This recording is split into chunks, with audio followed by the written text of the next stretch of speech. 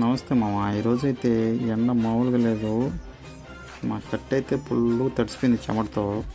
చూడండి మీరే.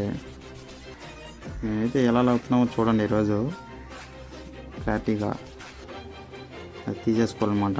ఇట్లా లాగుతూ ఉండాలి. ప్రతి పైప్కి అయితే వైర్ ఇలా కట్టుకో ఉంటారనమాట.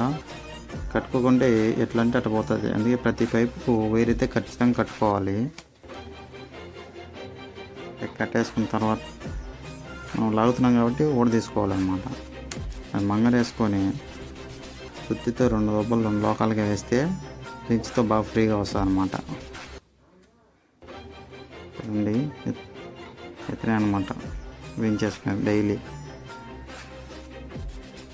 రించ్తో ఫ్రీగా వస్తుంది తట్టుకుంటే.